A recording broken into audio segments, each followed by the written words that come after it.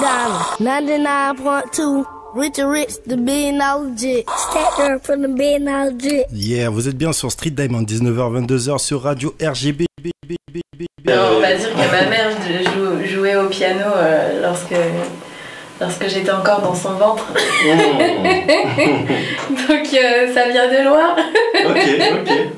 Après, on va dire au niveau de mon éducation aussi, mes parents écoutaient énormément de musique, de tout style d'ailleurs, d'où aujourd'hui ma diversité musicale et par la suite, après, ça a été aussi du côté de ma famille malgache. C'est ça. Tout le monde touche à la musique, on adore ça. Exactement. Tu leur as pas parlé d'ailleurs de ton cordon ombilical, enfin le cordon ombilical des malgaches qui est de... De quoi cordon ombilical. De quoi? Il a quoi ce cordon ombilical? En fait, c'est un câble double jack. Eux, ils coupent pas, c'est un câble double jack. Ils branchent directement. Ouais, voilà. On se branche. Et du coup, dès l'année qui a suivi, j'ai commencé donc par le lyrique auprès au conservatoire d'Evry. Il y avait une activité qui s'appelait le théâtre. On faisait du théâtre, du chant, de percussion, danse contemporaine, etc. Et avec ça, on était plein d'enfants. De collaborer avec elle, c'était, je vais dire, une évidence. C'est une évidence parce que, comme je dis depuis très longtemps, c'est mon soldat en fait. C'est quelqu'un avec qui j'ai toujours adoré travailler, avec qui on travaille depuis très longtemps ensemble, et sans que vraiment ça se sache. Voilà, à chaque fois que j'ai eu besoin de ses services, elle a toujours été là pour moi. Alors, moi, en fait, je suis née en France, dans le 77. Okay. Et en fait, je suis partie, j'ai suivi maman au pays. Ouadada. Okay. Donc, j'ai commencé avec les copines, freestyle, sur YouTube.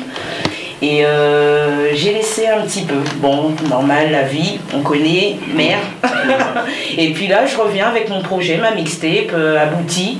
Et je viens vous faire découvrir le monde du Chippy Gang. T'es chaud ce soir un peu? Je suis chaud. T'es chaud, hein? Je pense que je devrais me mettre à écrire. J'ai une tante qui chante, qui a longuement chanté, qui a fait des chœurs pour des artistes antillais. Ok. Et du côté de mon père, ma Approche-toi du grand-mère. mic, s'il te plaît. Ouais, y a pas de souci. Du côté de ma grand-mère. Ouais. Je pense que c'est la personne qui me ressemble le plus dans ma famille. Elle chantait, elle dansait, elle jouait un peu la comédie. Voilà, il y a ce lien-là. L'histoire de ce morceau, je sortais du cinéma. J'étais allé voir Sixième Sens. Le thème n'a rien à voir avec le film. Hein. J'ai eu cette inspiration de décrire chaque mot en donnant la définition et en amenant le mot de manière à ce que, vu que je donne la rime juste avant et que j'ai donné la définition, forcément les gens qui sont dedans, ils vont avoir le mot. Donc, et c'est ça que je trouvais sympa dans la construction de ce texte en fait. Moi j'ai beaucoup expérimenté la scène dans un premier temps, donc depuis longtemps, surtout dans l'univers de la soul et du gospel. Voilà, donc si tu veux, il y a un stade où t'en as marre de faire pour les autres, Ouais. où t'aimes bien. Enfin, chacun sa place. Hein. Moi en tout cas, je me reconnaissais plus dans ça. Et voilà, j'ai voulu me lancer, il a fallu prendre le temps de trouver un équilibre entre qui tu es vraiment, ce que tu écoutes, ce que tu fais. Parce que voilà, je chante de la soul, tout ça, mais j'écoute de la trap toute la journée. Enfin, fallait, voilà, artistiquement, que je sois vrai et que je trouve un équilibre dans ce que je veux faire.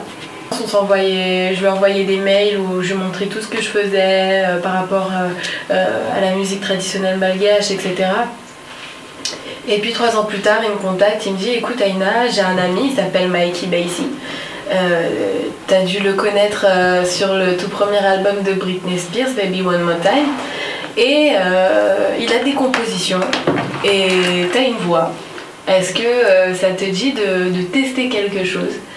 Et ce que j'ai beaucoup aimé aussi dans ce concept-là, c'est qu'une fois qu'il a été trouvé, en gros, il est infini. Ça veut dire, tant qu'il y a des mots, je peux continuer à faire des morceaux, j'accuse ces mots 1, 2, 3, 4, 12. Mais je voulais pas tomber dans le Fast and Furious, tu vois.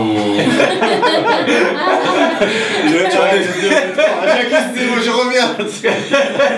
J'étais dans mon petit coin à l'époque à Nantes, j'ai gratté mon truc, je pensais pas du tout qu'il allait avoir ce chemin-là, ce morceau. Bah ouais, donc moi je suis guadeloupéenne, mais c'est vrai que j'ai eu une enfance... Je suis pas une petite fille normale, je suis un peu un garçon manqué sans l'être en vrai, mais j'ai pas joué à la Barbie, j'ai pas... voilà quoi, à part voyager vraiment, j'ai une mère qui a eu la... Je fais du R&B caribéen, mais pas que, en fait. Voilà, je me mets pas de barrière, je fais ce qui vient et ce que j'aime. Et comme j'aime beaucoup de choses, donc du coup je me retrouve à faire des chansons de différents styles, à écrire de différentes façons aussi, d'un titre à l'autre. Comme c'est le tout premier projet et que je définis l'univers de Soul Trap N.B., voilà, ce sera un projet sur lequel tu pourras découvrir plusieurs facettes de ma personnalité. Enfin voilà, ce qui englobe bien Soul Trap N.B., tu vois. C'est parti à l'époque de Dawa, hein. Ah ouais, c'était le qui shit Et puis en fait, c'est parti de là. J'ai vu qu'au niveau des filles, il n'y avait rien du tout. Et on est toujours mieux servi par soi-même. Donc je me suis mise à travailler. Il y avait la place pour le faire, il y avait les oreilles pour écouter, et ben ça a glissé, hein, voilà, on a fait un petit chemin. Voilà. On a l'impression que ce sont deux personnes différentes, mais tout simplement parce que dans la vie de tous les jours, je ressemble à ça. C'est que tu me parles le lundi, je ressemble à ça, je vais te dire quelque chose, mercredi, ce sera autre chose. Donc du coup, je me mets pas de barrière et je fais comme ça vient en fait. Non, j'aime pas parler pour rien. Du coup, je fais mes trucs quand j'aurai la certitude que le bail il est droppable, si je peux dire ça. Ben, on va drop quoi. Mais c'est imminent en soi, c'est juste. J'attends le bon moment pour faire les choses bien. Ben, pas forcément dans ce sens-là, mais au niveau de l'esprit, ce que je veux montrer, oui, c'est en tant que femme que j'arrive quoi. Représentative à l'instant T, tu vois, mais. Ce sont les morceaux qui ont amené au stade auquel je suis. Donc, pour en tout cas me comprendre un peu, je trouvais que c'était important de les sortir quand même. On est les week-ends dans les barbecues jamaïcains et c'est là que j'ai commencé à voir vraiment comment ça se passe chez eux. Et du coup, avec Mikey Bassy, on s'est enfermé au studio. J'ai vraiment connu ce que c'était. Le travail à l'américaine, c'est d'une intensité incroyable. Les gens se rendent pas compte. C'est carré. Donc ouais, on a fait quelques titres. On continue à bosser et on va voir où ça nous mène. En tout cas, voilà, c'est deux frangins que je big up, hein, Olkari, Django Jack et notre gars sûr Jack Carré.